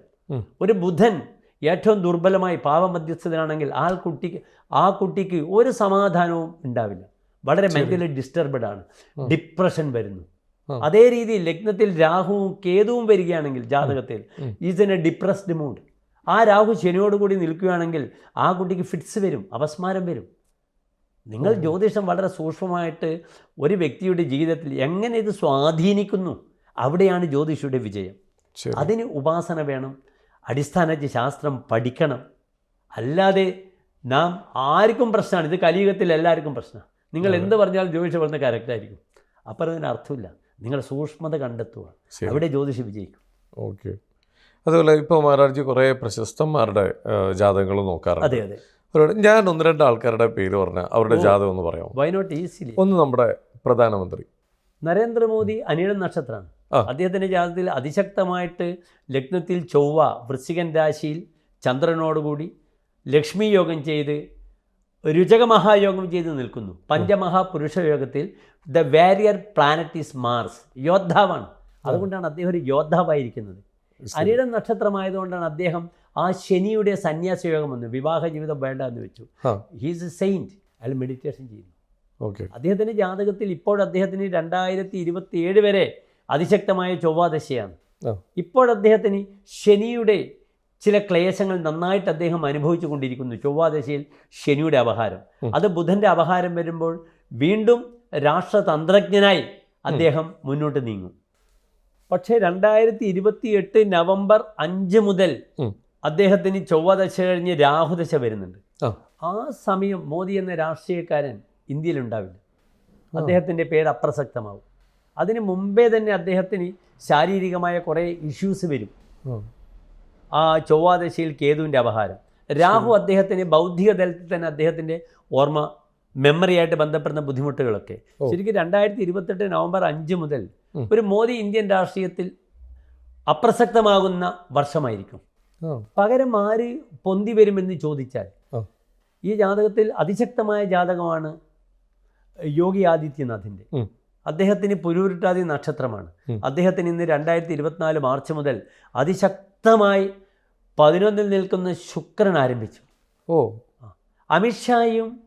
അമിത്ഷായെയും യോഗി ആദിത്യനാഥിനെയും നിങ്ങൾ താരതമ്യപ്പെടുത്തുമ്പോൾ യോഗി ആദിത്യനാഥിൻ്റെ ജാതകമാണ് യഥാർത്ഥ രാഷ്ട്രീയക്കാരൻ്റെ ജാതകം. അമിത്ഷായുടെ ആരോഗ്യ വിഷയം വലിയൊരു ബുദ്ധിമുട്ടാവും അദ്ദേഹത്തിൻ്റെ ജാതകത്തിൽ. അദ്ദേഹത്തിന് ഭരണി നക്ഷത്രമാണ്. പക്ഷെ അദ്ദേഹത്തിനും ശക്തമായ 2021 മുതൽ വ്യാഴദശ ആരംഭിച്ചു. അതിൻ്റെ ഒരു ബലത്തിൽ അദ്ദേഹം നിൽക്കുന്നു. ഒരു 3 വർഷം കഴിഞ്ഞാൽ ശാരീരികമായിട്ട് അദ്ദേഹത്തിന് വലിയ ബുദ്ധിമുട്ടുകൾ വരും ഒരു രാഷ്ട്രത്തെ നയിക്കുവാനുള്ള. നിങ്ങൾ ശ്രദ്ധിച്ചാൽ മതി, BJPയുടെ എല്ലാ മിനിസ്റ്റേഴ്സും ഹൈപ്പർ എനർജി കാരണം ശാരീരികമായി തകർന്നു മരിച്ചവരാണ്. ജെറ്റ്ലി എടുത്താൽ അരുൺ ജെറ്റ്ലി, സുഷമ സ്വരാജ്, ഇപ്പോൾ ഞാൻ കാണുന്നു നിതിൻ ഗഡ്കരിയുടെ ആരോഗ്യവും ഞാൻ ആശങ്കയോട് കൂടി കാണുന്നു. ഞാൻ എല്ലാ രാഷ്ട്രീയക്കാരുടെയും ജാതകം പഠിക്കുന്ന ഒരാളാണ്. ഇപ്പോൾ രാഹുൽ ഗാന്ധിയുടെ ജാതകം താങ്കൾ പറയുകയാണെങ്കിൽ അദ്ദേഹത്തിന് യഥാർത്ഥത്തിൽ അതിശക്തമായൊരു സമയം തുടങ്ങി. രാഹുൽ ഗാന്ധിയുടെ ജാതകം ഒന്ന് പറയാമോ? രാഹുൽ ഗാന്ധി തൃക്കേട്ട നക്ഷത്രമാണ്. ആ തൃക്കേട്ട നക്ഷത്രമായിട്ട് അദ്ദേഹത്തിന് കഴിഞ്ഞ 10 വർഷം അദ്ദേഹത്തിൻ്റെ രാഷ്ട്രീയത്തിൽ കഴിഞ്ഞ ഇന്ത്യൻ രാഷ്ട്രീയത്തിൽ അദ്ദേഹം അപ്രസക്തനായിരുന്നു. പക്ഷെ അദ്ദേഹത്തിന് ചൊവ്വാദശ തുടങ്ങി. ആ ചൊവ്വയിന് 7 വർഷം അദ്ദേഹത്തിന് 6-ൽ നിൽക്കുന്ന ചൊവ്വയാണ്. ബലവാൻ ശത്രു ജിതസ്യ ശത്രുയാതെ, ബലവാനും ശത്രുക്കളെ നശിപ്പിക്കും. അതിലിപ്പോൾ രാഹുവിൻ്റെ അപഹാരം അദ്ദേഹത്തിന് വളരെ ദോഷമാണ്. പക്ഷേ 2024 ഒക്ടോബർ 10 മുതൽ നിങ്ങൾ കാണുന്ന രാഹുൽ ഗാന്ധി ഇന്ത്യൻ രാഷ്ട്രീയത്തിലൊരു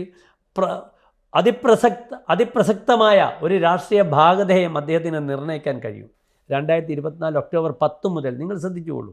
ആ സമയത്ത് അദ്ദേഹത്തിന് 10-ാം ഭാവത്തിൽ നിൽക്കുന്ന ചൊവ്വ 10-ാം ഭാവത്തിൽ നിൽക്കുന്ന വ്യാഴത്തിൻ്റെ അപഹാരം വരികയാണ് ചൊവ്വാദശയിൽ. അതോടുകൂടി അദ്ദേഹം ഇന്ത്യൻ രാഷ്ട്രീയത്തിൽ ഹിൽപ്പിക്കാൻ notable personality in Indian politics. ഇപ്പോൾ തന്നെ പ്രതിപക്ഷം വളരെ ശക്തമാണ്.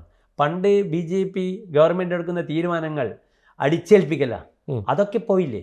ഇപ്പം നിങ്ങൾക്ക് ന്യൂസ് കാണുമ്പോൾ നിങ്ങൾക്കറിയാം അതിശക്തമായി പ്രതിപക്ഷം മുന്നിൽ നിൽക്കുന്നു.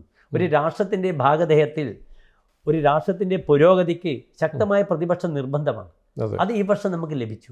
അപ്പോൾ ഇന്ത്യൻ രാഷ്ട്രീയത്തിൻ്റെ ജ്യോതിഷ ഇതാണ് ഇപ്പോൾ നമ്മളിപ്പോൾ സംസാരിച്ചത്. ഇപ്പോൾ മോദിയുടെ പറഞ്ഞു, അതുപോലെ അമിത്ഷായുടെ പറഞ്ഞു, രാഹുൽ ഗാന്ധിയുടെ പറഞ്ഞു. വളരെ ശക്തമായിട്ടുള്ള ജ്യോതിഷത്തിലും ഒരു ഫൈറ്റ് നടന്നുകൊണ്ടിരിക്കുകയാണ് ഇവരുടെ ഇതൊക്കെ വെച്ച് നോക്കണേ. അങ്ങനെയാണെങ്കിൽ നമുക്ക് പിണറായി വിജയൻ സാറിൻ്റെ ഇതറിയാമോ? നമുക്ക് പിണറായി വിജയൻ സാറിൻ്റെ നക്ഷത്രം മാത്രമേ ഡീറ്റെയിൽസ് മാത്രമേ അറിയാതെയുള്ളൂ. ബാക്കി KC വേണുഗോപാലിൻ്റെത്, മുരളീധരൻ, രമേശ് ചെന്നിത്തല, എല്ലാവരുടെയും ജാതകം അറിയാം. ഞാൻ ജാതകം 500-ലധികം പേരുടെ സിനിമ, പൊളിറ്റിക്സ്, സിനിമ, ഈ മേഖലയിലെ ജാതകങ്ങളൊക്കെ എൻ്റെ അടുത്ത് കളക്ഷൻസ് ഉണ്ട്. വളരെ കഷ്ടപ്പെട്ട് അത് ഞാൻ വ്യാഖ്യാനിച്ച് ഇൻ്റർപ്രറ്റ് ചെയ്ത് റെഡിയാക്കി വെച്ചിട്ടുണ്ട്. ഈ ഇലക്ഷനൊക്കെ വരുമ്പോൾ ആരെങ്കിലും ആയിട്ട് കോൺടാക്ട് ചെയ്യാറുണ്ടോ? ധാരാളം. അത് നമുക്ക് സ്വകാര്യമല്ലേ ജ്യോതിഷം, നമ്മൾ പേര് പറയണ്ട, പക്ഷെ ആൾക്കാർ കോൺടാക്ട് ചെയ്യാറുണ്ട്. അപ്പം നമ്മൾ പ്രൊഡിക്റ്റ് ചെയ്യാറുണ്ടോ? പിന്നെ കേരളത്തിൽ ഇപ്പം 3 MP-മാരുടെ അവരുടെ സ്വന്തം ആളുകളെ വിളിച്ചിട്ട് ജാതകങ്ങൾ അവരുമായിട്ട് സംസാരിച്ചിട്ടുണ്ട്. അപ്പോൾ ഞാൻ പറഞ്ഞിരുന്നു വലിയ ഭൂരിപക്ഷവും കാര്യമൊക്കെ പറഞ്ഞിട്ടുണ്ട്. അതുപോലെ നമുക്ക് ഈ എക്സാമുകൾ ജയിക്കുന്നതിനെ കുറിച്ച് ഇപ്പോൾ നേരത്തെ പറഞ്ഞ പോലെ കുട്ടികളുടെ വിദ്യാഭ്യാസം മുമ്പോട്ട് പോകാനുള്ള തടസ്സങ്ങളൊക്കെ നമുക്ക് നോക്കി പറയാം. പിന്നെ കുട്ടികളുടെ വിദ്യാഭ്യാസം മാത്രമല്ല, ഞാൻ നേരത്തെ സൂചിപ്പിച്ചു, മാനസികമായി പ്രയാസങ്ങളുണ്ടാകുന്ന കുട്ടികൾക്കൊക്കെ ഈ രുദ്രാക്ഷം വളരെ എഫക്റ്റീവാണ്. ഇപ്പോൾ ഒരു ചവിട്ടിലൊരു രുദ്രാക്ഷം കിടക്കണല്ലോ, ഏതാണ് ഇത്? 4-മുഖ രുദ്രാക്ഷമാണ്. ഇത് എൻ്റെ നക്ഷത്രം തൃക്കേട്ടയാണ്. ശരി. ആയില്യം തൃക്കേട്ട രേവതിയുടെ നക്ഷത്രം 4 മുഖമാണ്.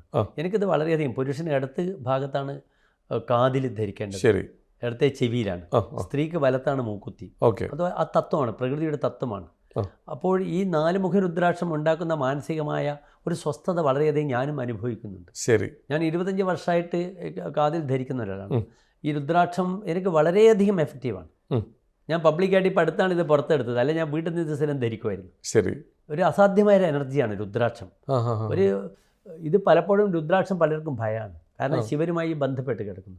അതുകൊണ്ട് മത്സ്യം കഴിക്കാമോ, മാംസം കഴിക്കാമോ, ഭാര്യയുമായിട്ട് സഹശയനം നടത്തുമ്പോൾ രുദ്രാക്ഷം ധരിക്കാമോ, ഈ ചോദ്യങ്ങളുണ്ട് പലപ്പോഴും. ശരിക്കും രുദ്രാക്ഷം എലിയോകാർപ്പസ് ഗ്രാനിറ്റസ് ബൊട്ടാണിക്കൽ നെയിമാണ്, ഒരു മരത്തിൻ്റെ കായാണ്.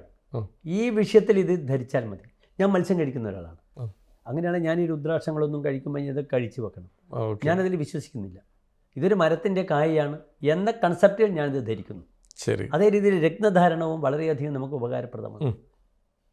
ഓരോ നാളിലും ഓരോ രത്നങ്ങൾ ധരിക്കുന്നത് നല്ലതാണെന്നാണോ പറയുന്നത്? രുദ്രാക്ഷം നിങ്ങൾക്ക് ഓരോ നാളുകൾക്ക് ധരിക്കാം. അശ്വതി മുഖം മൂലം ആണെങ്കിൽ 9 മുഖ രുദ്രാക്ഷം, ഭരണിപുരം പോരാട 6 മുഖം, ഏത് ധരിച്ചാലും തെറ്റില്ല.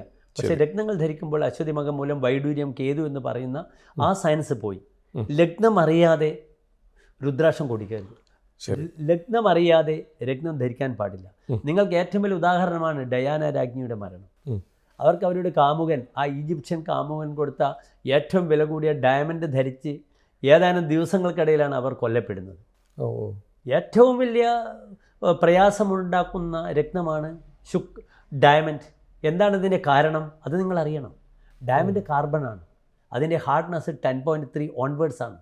പലർക്കും ശരീരത്തിന് പറ്റില്ല. ഏറ്റവും വലിയ ഉദാഹരണം ശ്രീകൃഷ്ണൻ്റെ സെമന്തകം, പ്രസേനൻ രാജകുമാരൻ, സെമന്തകം എന്ന മണി അത് ധരിച്ച സമയത്ത് കാട്ടിൽ പോയ സമയത്താണ് അദ്ദേഹത്തിനെ സിംഹം അടിച്ച് കൊല്ലുന്നത്.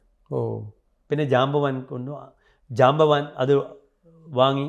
ആ സമയത്താണ് ശ്രീകൃഷ്ണന് അപവാദം വന്നു. ശ്രീകൃഷ്ണൻ ഈ രത്നം കണ്ട് ഇഷ്ടപ്പെട്ടിരുന്നു.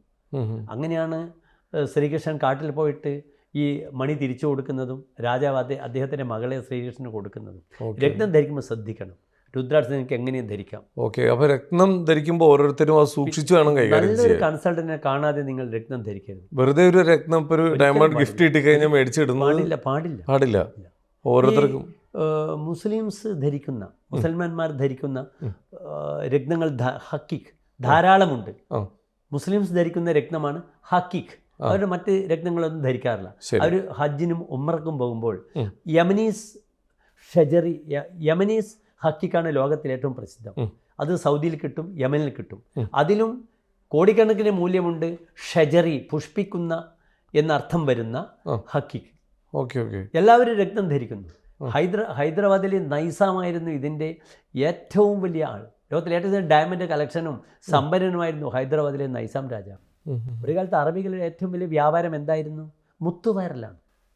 ശരിക്കും ചോദ്യനാളിൽ സമുദ്രത്തിൻ്റെ ഉള്ളിൽ പതിക്കുന്ന, ചിപ്പിക്കുള്ളിൽ പതിക്കുന്ന ഒരു തുള്ളി വെള്ളമാണ് മുത്താകുന്നത്. ചോദ്യനാളിൽ സ്വാത്യാം സാഗര ശുക്തിപതിതം തൻ മൗക്തികം ജായതേ.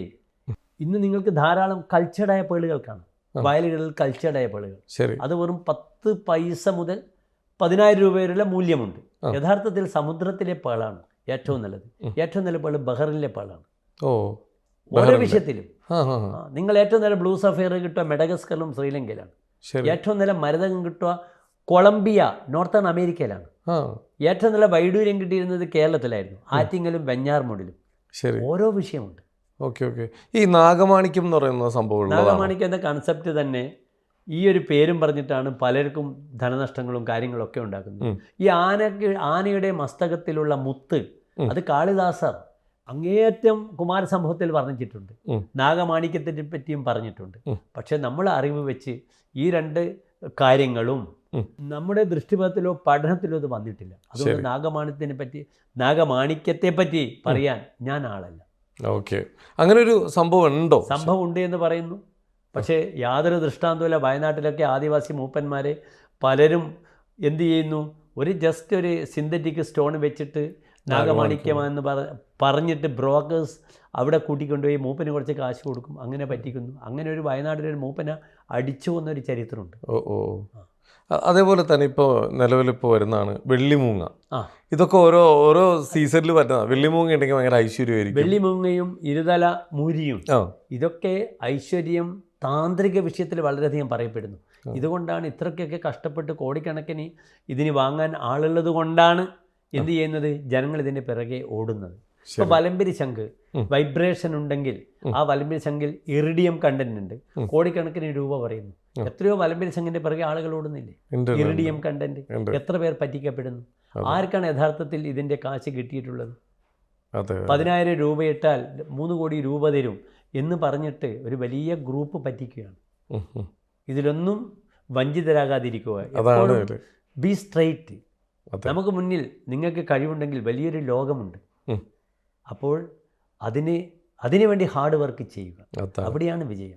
പിന്നെ ഒരു കാര്യം കൂടി, ഇപ്പോൾ പുതിയ തലമുറയിലേക്ക് വരുമ്പോഴത്തേക്കും ചിലപ്പോൾ എനിക്ക് തോന്നുന്നു ഒരു വിഭാഗം ആൾക്കാർ ഇതൊന്നും നോക്കാതെയാണ് വീടുകൾ വെക്കുന്നതും അതെ. ഒരു ഓഫീസ് സ്പേസ് എടുത്ത് വെക്കുന്നതും, ഇങ്ങനെ ഇതൊന്നും നോക്കാതെയാണ്. ശരിക്കും പറഞ്ഞാൽ നമ്മളൊരു വീട് വെക്കുന്ന വാസ്തു അതിനൊരു അത്യന്താപേക്ഷിതമാണോ? വാസ്തു ഫോർ എക്സാമ്പിൾ നിങ്ങളുടെ ഈ സ്റ്റുഡിയോ ഞാനിവിടെ വന്നു, ഇതിൻ്റെ വാസ്തുപ്രകാരം ഒന്നും ഞാൻ നോക്കിയില്ല. എല്ലാ വിഷയത്തിലേക്കും ഒരു ചെറിയ റൂമിൽ പോലും നമുക്ക് വാസ്തുണ്ട്. അതിന് കിഴക്ക് തെക്ക് വടക്ക് പടിഞ്ഞാറ് ആ ഭാഗത്തിൻ്റെ വാസ്തുണ്ട്. ഒരു വീട്ടിൽ നിങ്ങൾ ഗൃഹപ്രവേശനം ചെയ്താൽ ഈ വീട്ടിൽ എന്തൊക്കെ വൃക്ഷങ്ങൾ ചെയ്യണം, ഇത് ധാരാളം പേര് നമ്മോട് ചോദിക്കുന്നു. ഞാൻ വാസ്തു പണ്ഡിതനാണ്, ഞാൻ വീട്ടിൻ്റെ കുറ്റിയടിക്കുന്ന ആളാണ്, വാസ്തു കറക്ഷൻ ചെയ്യുന്ന ആളാണ്. ഇപ്പോൾ ഒരു വീട്ടിൻ്റെ ഐശ്വര്യത്തിന് തെക്ക് ഭാഗത്ത് നമുക്ക് ഏറ്റവും ശക്തമായ വൃക്ഷമാകുന്നു അത്തി. പക്ഷെ നമ്മൾ നടാറില്ല. ശരി. തെക്ക് ഭാഗത്ത് വീടിൻ്റെ എനർജിക്ക് വേണ്ടി നമ്മൾ പുളിമരം നടുന്നു, കഴുങ്ങ് നടുന്നു. കിഴക്ക് ഭാഗത്ത് ഏറ്റവും എനർജിക്കാണ് നമ്മൾ പ്ലാവ് നടുന്നത്. വടക്ക് തേന്മാവ്, പടിഞ്ഞാറ് തെങ്ങ്. ആ രീതിയിൽ വാസ്തുപരിധിയിൽ പെടാത്ത മുള്ളുകളുള്ള അല്ലെങ്കിൽ നമ്മൾ പറയുന്ന മുരിങ്ങ പോലുള്ള വൃക്ഷങ്ങളൊന്നും നാം വാസ്തുപരിധിയിൽ നടാറില്ല. അതിന് പുറത്താണ് നടാറ്. ഇതെല്ലാം ഇപ്പം ഞാൻ പറഞ്ഞ പോലെ, ഇപ്പോൾ മാരാർജി പറഞ്ഞ പോലെ, ഈ ഓരോ നാളുകൾക്കുമുള്ള ഓരോ വൃക്ഷങ്ങൾ അല്ലെങ്കിൽ ഈ പറയുന്ന വാസ്തുപരമായിട്ടുള്ള വീടുകൾ, ഇതെല്ലാം വെച്ചാൽ തന്നെ മനുഷ്യൻ്റെ ഒരുവിധം പ്രശ്നങ്ങളെല്ലാം ബാലൻസ് ചെയ്യാം. നമുക്ക് harmony, we can create harmony, we can harmonise the atmosphere. Ashwathi നക്ഷത്രത്തിൻ്റെ വൃക്ഷം കാഞ്ഞിരമാണ്. ആരെങ്കിലും വീട്ടിൽ കാഞ്ഞിരം നടുമോ? It not practical. വീട്ടിൽ കാഞ്ഞിരത്തിൻ്റെ ഓറ വളരെ നെഗറ്റീവാണ്. അതുകൊണ്ടാണ് സർപ്പങ്ങൾ, പാമ്പുകൾ കാഞ്ഞിര മരത്തിലും ഏഴിലമ്പാലയ്ക്ക് ചുറ്റും നിൽക്കുന്നത്. നേരെ മറിച്ച് തുളസിത്തറ ഉണ്ടെങ്കിൽ അവിടെ പാമ്പ് വരില്ല. അതുകൊണ്ടാണ് നമ്മുടെ പൂർവിക ആചാര്യന്മാർ, നമ്മുടെ പൂർവ്വസൂരികൾ കിഴക്ക് ഭാഗത്ത് തുളസിത്തറൊക്കെ നടന്നതിൻ്റെ ഉദ്ദേശം അതാണ്. ഈ തുളസിത്തറ അത് പാമ്പ് വരാതിരിക്കാനാണ്, അതാണ് ശാസ്ത്രം. അതെ, തുളസിയുടെ ഏറ്റവും ഓറയുള്ള ചെടിയാണ് തുളസി. അതേ രീതിയിൽ കൂവളം. ഇതുകൊണ്ടാണ് തുളസിത്തറയ്ക്ക് ചുറ്റും ഒരിക്കലും പാമ്പുകൾ വരില്ല, ആ ഭാഗത്തേക്ക് അടുക്കില്ല. ഓറയില്ലാത്ത വൃക്ഷങ്ങളാണ് കാഞ്ഞിരം, ഏഴിലമ്പാല. ഇവിടെയാണ് ഈ സർപ്പങ്ങൾ മുഴുവൻ വിഹരിക്കുന്നത്. അതുകൊണ്ട് നിങ്ങൾക്ക് കാഞ്ഞിരം, അശ്വതി നക്ഷത്രക്കാരനായ ഞാൻ എൻ്റെ വീട്ടിൽ കാഞ്ഞിരം നട്ടാൽ അവിടെ പാമ്പുകൾ ഉപദ്രവം വരും. നിങ്ങൾക്ക് നിങ്ങളുടെ ജന്മവൃക്ഷത്തെ പരിപാലിക്കാം. ഇന്ന് തന്ത്രസമാജക്കാർ കാവുകളിലൊക്കെ വൃക്ഷങ്ങൾ നടുന്നുണ്ട്. നിങ്ങൾക്ക് അവിടെ ഒരു കാഞ്ഞിര മരം കൊടുക്കാം. പക്ഷേ ബൊൺസായി ആയിട്ട് ഇന്ന് കട്ട് ചെയ്തിട്ടാണ് വൃക്ഷങ്ങൾ ഉണ്ടാക്കുന്നത്. അതും വൃക്ഷങ്ങളുടെ വളർച്ചയ്ക്ക് വളരെയധികം ദോഷമാണ്. പ്രത്യേകിച്ച് ജന്മനക്ഷത്ര വൃക്ഷങ്ങൾ ഈ രീതിയിൽ ബൊൺസായി ആയ നക്ഷത്ര വൃക്ഷങ്ങൾ നിങ്ങൾ തയ്യാറാക്കി കൊടുക്കുന്നത് ആശാസ്യമല്ല. ശരി. നിങ്ങൾക്ക് യഥാർത്ഥ കാഞ്ഞിരത്തിൻ്റെ ചെടി അവിടെ കൊടുക്കാം. എന്നിട്ട് നിങ്ങൾക്ക് വർഷത്തിലൂടെ പരിപാലിക്കാൻ അതിന് കാശ് കൊടുക്കാം. അത് നിങ്ങൾക്ക് എനർജി തരും. ശരി. അതേപോലെ തന്നെ ഇപ്പോൾ നമുക്ക് ചില ശാസ്ത്രങ്ങളുണ്ട്, മുറ്റത്തേക്ക് ഇറങ്ങുമ്പോൾ ഒറ്റമൈനേനെ കണ്ട ആ യാത്ര ഒഴിവാക്കണം എന്നൊക്കെ പറയുന്നത്. അതൊക്കെ ശരിക്കുള്ളതാണ്. അത് നിമിത്ത ശാസ്ത്രമല്ലേ? ഇപ്പോൾ ഒരു ജ്യോതിഷി പുറത്തിറങ്ങുമ്പോൾ ഒരു വേശ്യാസ്ത്രീയെ കാണുകയാണെങ്കിൽ അത് ഏറ്റവും നല്ല നിമിത്തമാണ്. ഒറ്റ ബ്രാഹ്മണനെ കാണുന്നത് ഏറ്റവും അപകടമാണ്. ഒരു വിധവയെ കാണുന്നത് ഏറ്റവും വലിയ അപകടമാണ്. ജ്യോതിഷം ഒരു വൈഡ് ഓഷ്യനാന്ന് ഞാൻ പറഞ്ഞു. അപ്പം നിമിത്തശാസ്ത്രം വളരെ ഇമ്പോർട്ടൻ്റ് ആണ്. നമുക്ക് പലപ്പോഴും ധാരാളം അനുഭവങ്ങൾ ഉണ്ടായിട്ടുണ്ട് പോകുന്ന യാത്രയിൽ. അപ്പോൾ സ്വർണ്ണപക്ഷത്തിനും താമ്പൂലപക്ഷത്തിനും പോകുമ്പോൾ ഇതൊക്കെ ഒരു വലിയ അനുഭവമാണ്. ശരി. അപ്പോൾ ഇതൊക്കെ ഇത് പറയുന്നതെല്ലാം ശരി തന്നെയാണല്ലോ. ഇതെല്ലാം പരസ്പര പൂരകങ്ങളാണ്, പരസ്പരം ബന്ധപ്പെട്ട് കിടക്കുന്നു. വാസ്തു ആയാലും ന്യൂമറോളജി. എനിക്ക് ഏറ്റവും അധികം ആളുകൾ അമേരിക്കയിലായാലും UK യിലായാലും കുട്ടി ജനിക്കുമ്പോൾ അഡ്വാൻസ് ആയിട്ട് അവിടെ പേര് കൊടുക്കണം. അപ്പോൾ അവർ വിളിച്ച് ചോദിക്കും, ഇന്ന ദിവസമാണ് സർജറി വരുന്നത്, കുട്ടിക്ക് എന്ത് പേര് കൊടുക്കാം? ശരി. അപ്പോൾ 1 മുതൽ 9 വരെയുള്ള സംഖ്യകൾ, 9 വരുമ്പോൾ ചൊവ്വക്ക് ബലമാണ്, അതിന് ന്യൂമറോളജി സപ്പോർട്ട് ചെയ്യും. 369. ആ രീതിയിൽ numerology is also very big science. എല്ലാ ശാസ്ത്രവും സത്യമാണ്. നമ്മൾ how to you are implementing the science, that is important. എങ്ങനെ ഉള്ളോട്ട് നിങ്ങൾ പോകുന്നു, അതിൻ്റെ ആ ഫലഭാഗത്തെ നിങ്ങൾ ശ്രദ്ധിച്ചാൽ ഇതൊക്കെ പരസ്പര പൂരകങ്ങളാണ്. You can do miracles. ഏത് ജോലിസിന് ശോഭിക്കാം. പക്ഷെ അതിനുവേണ്ടി കഠിനാധ്വാനം നടത്തണം. വെറുതെ വായ്ത്താര പോരാ, വായിക്കണം, പഠിക്കണം. അടിസ്ഥാനം വെച്ച് സംസ്കൃതം പഠിക്കണം. എങ്കിൽ മാത്രമേ നല്ലൊരു ജ്യോതിഷി ഉണ്ടാവുകയുള്ളൂ. കാരണം ഈ ശാസ്ത്രം നശിക്കാൻ പാടില്ല. ഇന്ന് എല്ലാവരുടെയും പ്രശ്നം കൺഫ്യൂഷനാണ്. 10 ജ്യോത്സ്യന്മാർ 10 രീതിയിൽ പറയുന്നു. അപ്പം ജനങ്ങൾക്ക് ആകെ കലിയുഗത്തിൽ പ്രതിസന്ധിയായിട്ടൊരു ജ്യോത്സ്യൻ്റെ അടുത്ത് പോകുമ്പോൾ മറ്റൊരാൾ പറയുന്ന വേറൊരു ന്യായമാണ്, ഇതിവിടെ വേറൊരു ന്യായം പറയുന്നു. അതാണ് ജനങ്ങൾക്കുണ്ടാകുന്ന ഈ ശാസ്ത്രത്തോടുണ്ടാക്കുന്ന ഒരു അവമതി. അത് മാറ്റിയെടുക്കണം. അത് ജ്യോത്സ്യന്മാർക്ക് മാത്രമേ കഴിയുള്ളൂ. അതെ അതെ, ഒരുപാട് പലരും വ്യാജന്മാരും എല്ലാം നമ്മുടെ ചുറ്റും വന്നുകൊണ്ടിരിക്കുമ്പോൾ സിദ്ധന്മാരും വ്യാജന്മാരും എല്ലാം വന്നുകൊണ്ടിരിക്കുക, പൂജകന്മാരുണ്ട്. അതെ. ഒരു ഇപ്പം ഈ വയനാട്ടിലൊക്കെ ഈ ദുരന്തം നടന്നപ്പോൾ അതിൻ്റെ തൊട്ട് മുമ്പ് ആനകളൊക്കെ അവിടുന്ന് കൂട്ടത്തോടെ ഇറങ്ങി മാറിപ്പോയി. ഈ കിളികളൊക്കെ വെറുതെ ബഹളം ഉണ്ടാക്കാൻ തുടങ്ങി കുറച്ച് ദിവസം മുമ്പ് തൊട്ട്. അപ്പൊ ഇവർക്ക് ഇത് കിട്ടുമോ? പ്രകൃതിയിലെ ജീവജാലങ്ങൾക്ക് മനുഷ്യനെക്കാട്ടും ഇൻഡ്യൂഷൻസ് കൂടുതലാണ്. ഇപ്പോൾ സുനാമിയുള്ള സമയത്ത് നായ്ക്കൾ ഓരിയിട്ടുകൊണ്ട് ഓടിയിരുന്നു ദിവസങ്ങൾക്ക് മുമ്പേ. ആ ബാഡ് ഒമൻസ് മൃഗങ്ങളും പക്ഷികളും പ്രകടിപ്പിക്കുന്നുണ്ട്. വയനാട്ടിലും ഇതേ അനുഭവം ഉണ്ടായിരുന്നു. അവിടുന്ന് ഒരുപാട് ആനകളൊക്കെ പലായനം ചെയ്തിരുന്നു. അതെ അതെ അതെ. അപ്പം ഇതെല്ലാം ഇതിൻ്റെ പുറകിൽ ഇപ്പോൾ ഈ പറയുന്നതൊക്കെ കുറേ കാര്യങ്ങളൊക്കെ എല്ലാം കണക്റ്റഡ്. കുറേ ആളുകൾക്കുള്ള ഒരു പ്രധാന സംശയമാണ്. ഇപ്പം മാരാർജിക്ക് അതിൻ്റെ ആൻസർ വ്യക്തമായി തരാൻ പറ്റുമെന്ന് ഞാൻ വിചാരിക്കുന്നു. ഈ പ്രേതം എന്ന സങ്കല്പം ശരിക്കും ഭൂമിയിലുണ്ടോ? ശരിക്കും മരിച്ച് കഴിഞ്ഞാൽ അബ്ദദീക്ഷാദി ലോപേന പ്രേതാജാത പിശാചതാം സ്വജനാൻ ബാധമാനസ്തെ ചരന്തീതകലു സ്മൃതി. അപ്പം മരിച്ചു കഴിഞ്ഞാൽ പിതൃകർമ്മങ്ങളൊക്കെ ചെയ്തില്ലെങ്കിൽ ഇത് പൈശാചികമായ അവസ്ഥയെ ബാധിക്കുന്നു, എന്നിട്ട് സ്വന്തം ജനങ്ങളെ ഉപദ്രവിക്കുന്നു എന്നാണ് അടിസ്ഥാനമായിട്ട് പ്രശ്നമാർഗത്തിൽ 14-ാം സർഗത്തിൽ പറഞ്ഞിരിക്കുന്നത്. ശരി. ഈ ഒരു വിഷയത്തിലാണ്, അതുകൊണ്ടാണ് പിതൃകർമ്മം നാം പറയുന്നത്. ഭഗവത്ഗീതയിൽ ജാതസ്യഹി ധ്രുവോ മൃത്യുർ ധ്രുവം ജന്മ മൃതസ്യജ, ജനിച്ച ആൾക്ക് മരണമുണ്ട്, മരിച്ച ആൾക്കും ജനനമുണ്ട്. പുനരഭി ജനനം, പുനരഭി മരണം, ഇത് നമ്മുടെ ഹിന്ദു ശാസ്ത്രത്തിൽ മുഴുവൻ അനുശാസിക്കുന്നുണ്ട്, പറയുന്നുണ്ട്. അപ്പോൾ ഒരു ഹൈന്ദവൻ്റെ ധർമ്മമാണ് തൻ്റെ പിതൃക്കളെ സന്തോഷിപ്പിക്കുക, പ്രേതകർമ്മം ചെയ്തിട്ട് അത് ചെയ്യുക, വാർഷികമായിട്ട് ദീക്ഷകളൊക്കെ എടുത്ത് ഈ പ്രേതകർമ്മങ്ങളൊക്കെ ചെയ്ത് പിതൃകർമ്മം ചെയ്ത് അവരെ സന്തോഷിപ്പിക്കുക ഒരു ഹൈന്ദവൻ്റെ ധർമ്മമാണ്. മറ്റു മതങ്ങളിൽ അതില്ല. നമ്മളൊരിക്കലും ഹിന്ദുവിനെ ആഫ്റ്റർ മരിച്ചതിന് ശേഷം അതിനെ വളരെ ശാസ്ത്രീയമായി സംസ്കരിക്കുന്നത് നമ്മൾ കത്തിക്കുകയാണ് ചെയ്യുക. മറ്റു മതങ്ങളിലൊന്നും അതില്ല. മരിക്കുമ്പോൾ തന്നെ ആത്മാവ് പോകുന്നുണ്ടല്ലോ. ശരി. അപ്പോൾ ബാക്കി ഭൗതിക ക്രിയകളൊക്കെ ചെയ്ത്, അതാണ് ഹൈന്ദവരുടെ ധർമ്മം, അതാണ്. അപ്പോൾ ശരിക്കും ഈ നമ്മളത് കറക്റ്റായിട്ട് ചെയ്തില്ലെങ്കിൽ ഈ പറയുന്ന അതിൻ്റെതായ ബുദ്ധിമുട്ടുകൾ ഉണ്ടാകും. പക്ഷെ ഇന്ന് ഓരോ കറുത്തവാവ് വരുമ്പോഴും ക്ഷേത്രങ്ങളിൽ ഈ ഹൈന്ദവർ പോയി ഈ കർമ്മങ്ങൾ ചെയ്യുന്നുണ്ട്. ഇപ്പോൾ കർക്കിടക മാസം ഏറ്റവും പ്രധാനമാണ് ദക്ഷിണായനത്തിൽ, സൂര്യൻ ദക്ഷിണായനത്തിൽ വരുന്ന കർക്കിടക മാസത്തിലാണ് ആ ബലിയാണ് ഏറ്റവും പ്രധാനം. അതുകൊണ്ടാണ് ഏറ്റവും അധികം ജനങ്ങൾ, ഇന്ന് കോടിക്കണക്കിന് ജനങ്ങൾ കേരളത്തിൽ ബലിയിടുന്നുണ്ട്. ഇന്ത്യയുടെ എല്ലാ ഭാഗത്തിലും മലയാളികൾ മാത്രമല്ല, ജനങ്ങളൊക്കെ ചെയ്യുന്നു. അതിനെപ്പറ്റിയൊരു അവയർനെസ് അവർക്ക് ഉണ്ടായി കഴിഞ്ഞു. ഹിന്ദു പല രീതിയിലും ഉണർന്നു കഴിഞ്ഞു. അതിൻ്റെ ഒരു പ്രതിഫലനമാണ് ഇപ്പം 10 വർഷങ്ങളായി നാം കാണുന്നത്. അതേ രീതിയിൽ കർക്കിടക മാസത്തിൻ്റെ വാവിനെ പോലെ തന്നെ വളരെ പ്രധാനമാണ് തുലാമാസത്തിലെയും കുംഭമാസത്തിലെയും കറുത്ത വാവുകൾ. പിതൃകർമ്മത്തിന് വളരെ നല്ലതാണ്. ഓക്കെ മാരാർജി, അപ്പോൾ ഈ പറയുന്ന പോലെ തന്നെ അപ്പോൾ ഈ പ്രേതം എന്ന സങ്കല്പം ഉണ്ടെന്ന് തന്നെയാണ് പറയുന്നത് നമ്മുടെ ചുറ്റുമുണ്ട്. പ്രേതമുണ്ട്, ശത്രുബാധയുണ്ട്. ചിന്തിക്കാൻ കൈവശത്തിനും ജ്യോതിഷത്തിൽ പരിഹാരം പറയുന്നില്ലേ? ഒരുപാട് പേര് കൈവശങ്ങൾ വെക്കുന്നുണ്ട്. ഇത്രേ സപ്തമേ അഷ്ടമേവ മാന്തോവ അഹോ തിഷ്ഠതി ക്ഷേളഭുക്തി. ഇദ്ദേഹം വിഷഭക്ഷണം കഴിച്ചോ, ഇദ്ദേഹത്തിന് കൈവശം കൊടുത്തോ, ഇതൊക്കെ അറിയാൻ പറ്റും. ഇതൊക്കെ ജ്യോതിഷത്തിൽ അറിയാനുള്ള ന്യായങ്ങളുണ്ട്. പക്ഷേ അതിൻ്റെ അപ്പുറത്ത് സാധാരണ ബീഫ് കഴിച്ചാലും ഈ കൈവശദോഷം കാണാറുണ്ട്.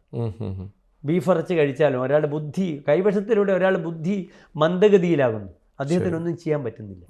ഇപ്പൊ കേരളത്തിൽ തിരുവിഴ മഹാശിവക്ഷേത്രമുണ്ട്, ചേർത്തല.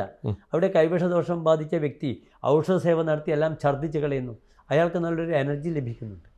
അതിനപ്പുറത്ത് മാനസികമായ ദോഷം കാണുമ്പോൾ മാനസികമായിട്ട് നമ്മൾ തയ്യാറെടുക്കുകയാണ്.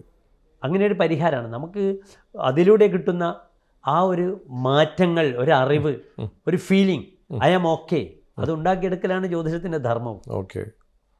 അപ്പം എന്തായാലും പറയുകയാണെങ്കിൽ ഒരുപാട് വാദം വരാതെ പറയാനുണ്ട് അതെ നമുക്ക്.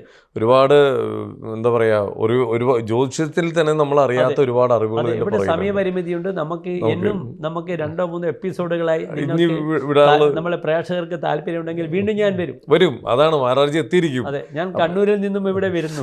മിസ്റ്റർ ശ്രീനാഥ് എന്നെ അറിഞ്ഞു, പറഞ്ഞു, നമ്മൾ കണ്ടു, പരിചയപ്പെട്ടു. I M interested. നിങ്ങളെ ആങ്കറിങ്, നിങ്ങളെ ക്വസ്റ്റ്യൻസ് ഒക്കെ വളരെ എനിക്ക് ഇഷ്ടപ്പെട്ടു. Thank you. Because you are covering all sectors. അതെ, ഒരു ആങ്കർക്ക് കഴിവാണ്. എന്നാൽ മാത്രമേ ജ്യോതിഷിയെ, മുമ്പിലിരിക്കുന്ന വ്യക്തിയെ നിങ്ങൾക്ക് എന്ത് ചെയ്യാൻ പറ്റുള്ളൂ? എൻകറേജ് ചെയ്ത് പോയിന്റ്സിൽ എത്തിക്കാൻ പറ്റുള്ളൂ. അതെ, അതൊരു ആങ്കറുടെ ധർമ്മം. താങ്കൾ വളരെ ഭംഗിയായിട്ട് നിർവഹിച്ചു. Thank you Maharaj.